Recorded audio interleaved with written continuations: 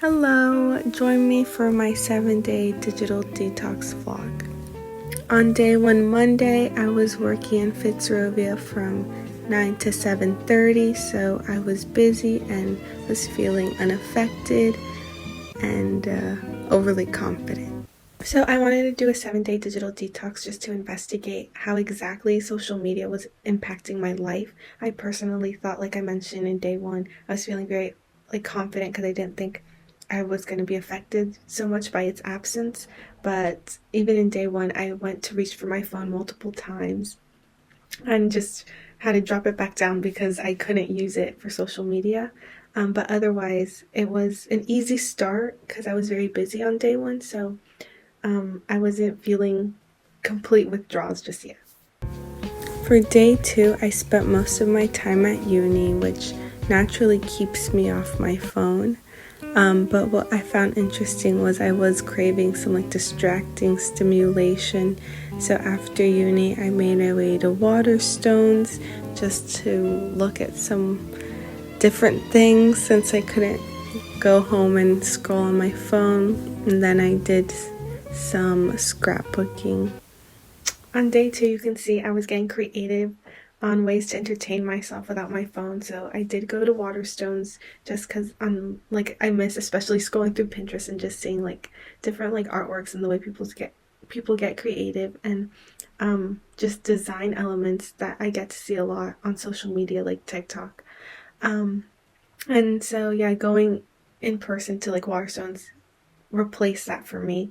Went back to one of my hobbies of journaling, which I hadn't done in a while, and I realized I could probably do that every day if I wasn't distracted on my phone.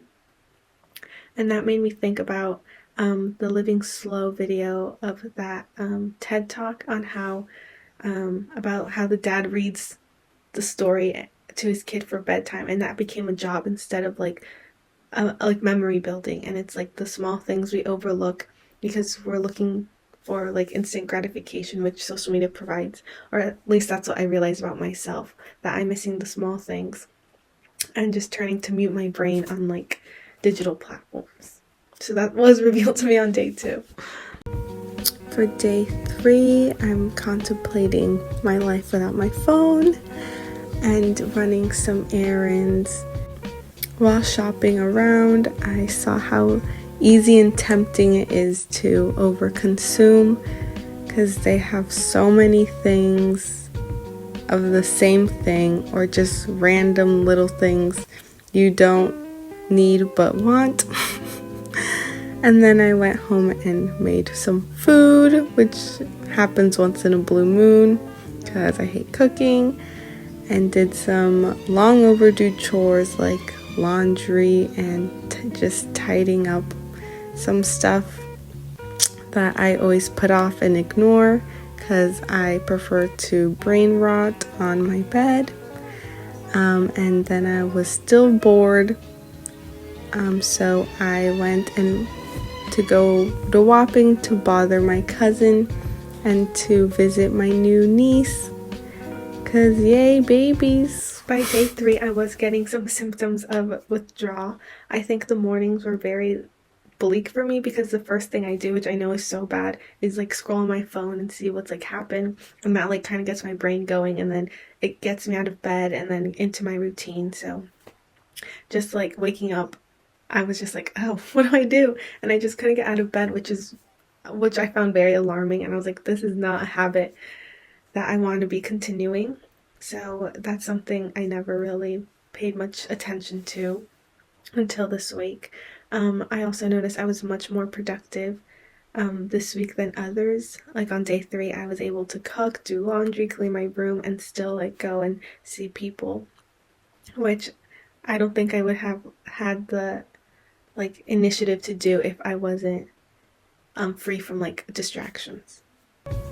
Day 4 was another uni day. This day we were presenting our student show pitches, and at the end in the evening we just hung out and had a cheeky pint. On day 4, I noticed that it was much easier for me to not think about not going on social media when I was busy, and I think I was trying to make myself busy a lot throughout the week so I wouldn't think about it. which made me think that about like I don't really give myself like quiet times, and before those quiet times would be filled with social media, which wasn't really like allowing myself to be bored, and I think in boredom, allows more time to think and be more creative because you're just letting your mind run free and wild. And I think social media does mute that for me, which is one of the reasons I do go for it, because sometimes I just don't want to think about my to-do list, but it's also muting my creativity and self-reflection aspects of, my train of thought, which is something I definitely need to work on going forward. Day 5 was spent at work in Canary Wharf from 10 to 8:30, and the cherry on top of this long day was an 18-minute wait for my train. On day 5, I really miss social media when I was traveling home, especially on long journeys and like waiting times, which I know 18 minutes really isn't that long, but like that time would fly so much quicker if I was just scrolling on my phone. And I was just like sitting down really impatient waiting for the bus or the tube because I didn't have that distraction. And I feel like a lot of people feel the similar way, because when I did get on the tube, like everybody was just on their phones looking down, and it made me just like think like, I think everyone's avoiding boredom, but I don't think it's good to just erase that completely, as I mentioned in my previous clip. Day 6 was a fun day with my friends. We had a women's football charity tournament at Gunsbury, which took place in the early morning, afternoon. And then in the evening, I had to travel for about an hour and a half to Wembley to meet up with some friends.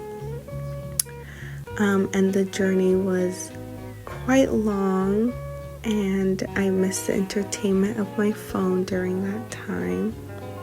But alas, we move on.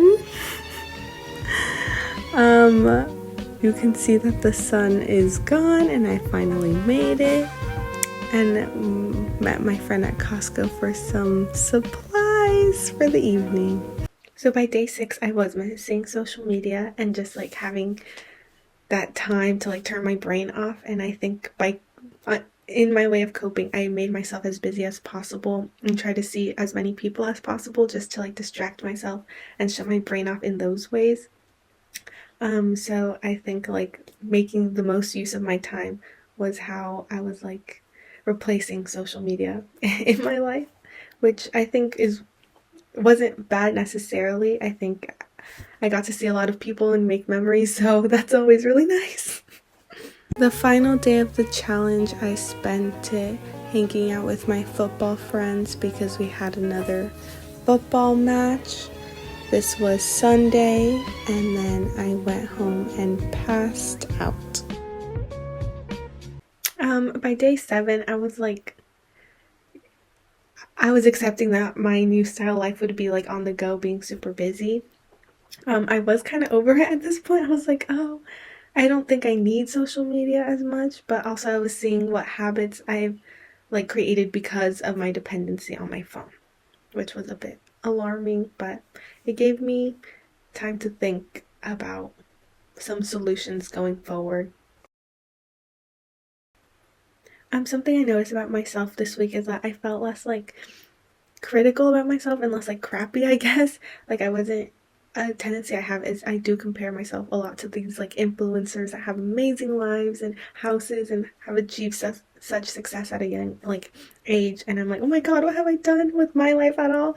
And that like feeling of guilt did disappear, and I also felt like less exhausted, just being like, oh, I haven't done this or I don't have that, and that like propelled my train of thought into thinking of Walden, like Henry Thoreau's like book on how he lived in the middle of the woods. And though I wouldn't go that extreme yet, I think for me, I need to, really think about, have some introspection on what really matters and eliminate the things that are just noise. How much I can do, or was like like able to do in this week without social media made me realize how valuable my time really is. And just like reflecting on the week without social media, I thought about like on like slowing the fork down. Like we're overlooking the small things, and I think that is like separating us from ourselves, and social media is separating me from myself through filling the void of watching random people buy things or live happy lives that I want to live. So going forward, I'm definitely going to limit myself more to how much I interact online and take time to just try to live slower and with purpose and more intention in the things I look at and the media I consume, and you know how I live my life and my habits, and if they are truly benefiting me overall.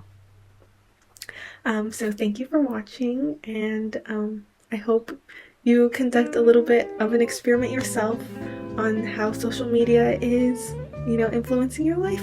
So yeah, thank you.